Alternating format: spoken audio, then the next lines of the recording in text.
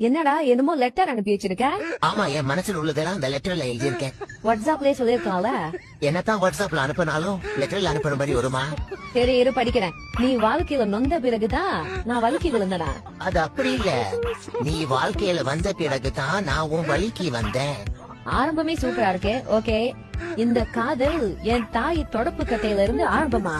இந்த காதல் என் தாயின் தொடக்கத்தில் இருந்து ஆரம்பம்.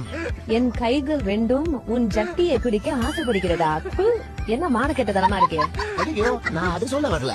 என் கைகள் ரெண்டும் உன்னை கட்டி பிடிக்க ஆசைப்படுகிறது. உன் மானத்தை அடி பறக்க விடணுமா?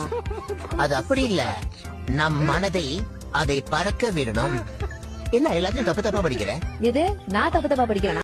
ஆண்டி, என்ன கைப்பிடிச்சி இழுக்கிறீங்க? ஆண்டி, ஏய் ஆண்டி விடு. ஜப்பான் மஞ்சி, எதுக்கு என்ன பிடிச்சி இழுக்கிறா? இதை எங்க அம்மா கிட்ட சொல்றேன். அம்மா எங்கம்மா போன? தம்பி வாடா, இந்த ஒரு பாட்டி வச்சு பாட்டிட்டு போவாங்க. பாட்டிட்டு பார்த்தா நல்லா இருக்குது. பாட்டி நல்லா இருக்கியா? எவ்வளவு நம்புது?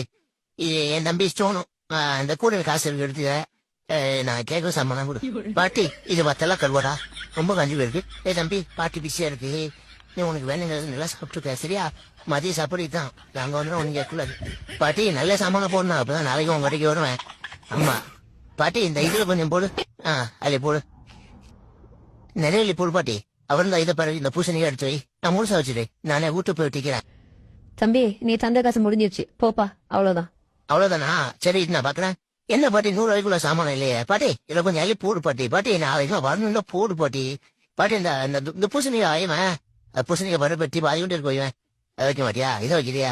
சரி, இதே வை. இங்க பாரு, நீ நல்லது தந்தாதான் நாளைக்கும் வருவேன். அவ்வளவு தம்பி. எப்போ வந்துட்டான் கேமரா தூக்கிங்க மறுபடியும். அவன் தான் வந்துடுவான். பர்ஃபார்மன்ஸ் பண்ணேன், ஆய் பண்ணு. ஏதாச்சும் ஒரு ஃபாலோவர்ஸ் ஏறுறாங்களா, இல்ல வீடியோ நல்லா இருக்குது நல்லா இல்லன்னு ஏதாவது சொல்றாங்களா? ஒண்ணுமே கிடையாது. அப்புறம் நான் எதுக்கு வீடியோ பண்ணணும்? இனிமே எல்லா வீடியோலும் இப்படிதான் பண்ணிட்டு இருப்பேன். மூஞ்ச மட்டும் எடுத்துன்னு போய்க்கினே இதை பண்ணு அதை பண்ணுன்னு சொன்னீங்கன்னா